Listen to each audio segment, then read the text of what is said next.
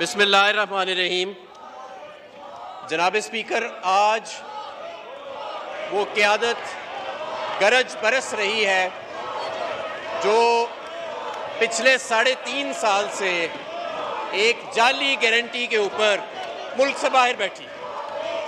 ये कायदे हिस्ब इख्तलाफ ने ही गारंटी दी थी कि एक मुजरिम जो है वो जब मुल्क से बाहर इलाज कराने जाएंगे तो फिर उनको वापस भी लाया जाएगा इस मुल्क में। लेकिन शायद उस मुजरिम के जो प्लेटलेट्स हैं वो पाकिस्तान में सियासी हालात के मुताबिक ही ऊपर जाते हैं और नीचे आते हैं। जनाब स्पीकर, इस वक्त हमारे मुल्क में एक रिजीम चेंज की साजिश चल रही है, बैरूनी रिजीम चेंज की।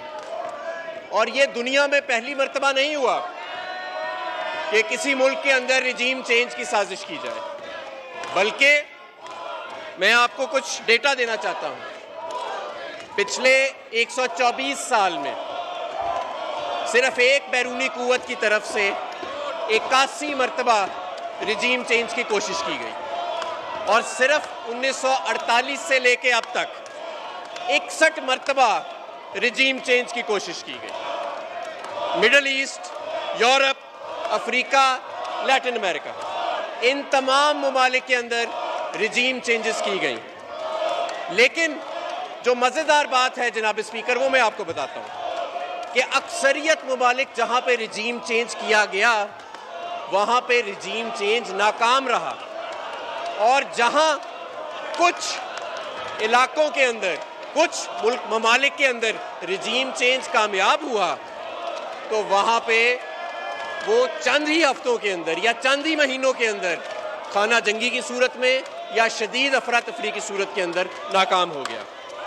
अफसोस से कहना पड़ता है जनाब स्पीकर कि आज इस मुल्क के अंदर रिजीम चेंज की कोशिश की जा रही है और उसका हमारे पास सबूत मौजूद है। और जब हमने वो सबूत नेशनल सिक्योरिटी कमेटी को, जिसमें तमाम अपोजिशन की जमातें हैं, वो पेश करने की कोशिश की तो इनमें से एक भी नहीं आया जनाब स्पीकर। ये जो कहते हैं कि ये झूठ बोल रहे थे, इनमें से एक भी नहीं आया उस मरासले को देखने के लिए जिससे ये शक व शुबहात क्या यकीन जन्म ले रहा है कि ये उस साजिश के अंदर ना सिर्फ फ़ायदामंद है बल्कि उस साजिश के अंदर मुलव्वस भी है। जनाब स्पीकर, मैं आपको ये बताना चाहता हूँ कि जमहूरी रवायात क्या हैं, आइन क्या कहता है।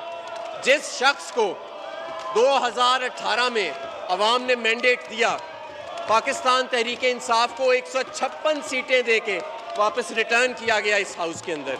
आज वही जमात जब कहती है कि हम आम इंतखाबात में जाना चाहते हैं तो ये सारे पाकिस्तान के सियासी अशरफिया, तमाम लोग मिलके, तमाम सियासी कुव्वतें मिलके उस एक शख्स और उस एक जमात पाकिस्तान तहरीक इंसाफ का मुकाबला करने से भाग रही है और ये कह रहे हैं कि हम आम इंतखाबात में नहीं जा सकते।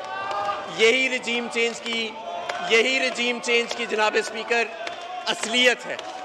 ये रिजीम चेंज की असलियत है कि ये मसनूई तौर पे एक हुकूमत, एक कठपुतली हुकूमत जो है उसको बनाया जाता है। उसकी ना नीचे कोई अवाम में हमायत होती है और ना ही कोई उसकी हकीकत होती है। और यही वजह है कि दुनिया में जहाँ भी ये रिजीम चेंज का बैरूनी तौर पे तजर्बा किया गया वो तजर्बा नाकाम हुआ।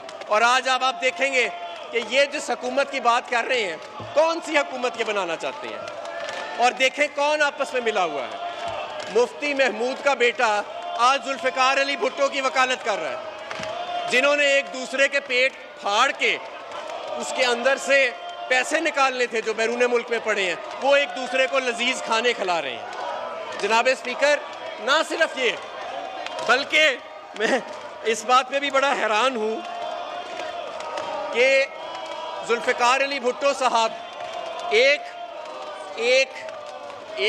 एक सबूत लहराते, बैरूनी साजिश का इल्ज़ाम लगाते फांसी पे चढ़ गए। आज उन्हीं का नवासा उस बैरूनी साजिश का हिस्सादार बन गया है। तो रिजीम चेंज की असलियत तो ये है जनाब स्पीकर कि एक मसनूई सी क़यादत खड़ी की जाती है जिसकी ना अवाम में कोई हमायत होती है, ना उसका आपस में कोई फितरी इत्तेहाद होता है, ना उसका कोई सर होता है और ना ही कोई पैर होता है। मैं आपको दावे से कहता हूँ कि आज ये आम इंतखाबात से इसलिए भाग रहे हैं क्योंकि इन सब की जमानतें जब्त हो जाएंगी अगर ये लोगों के पास गए।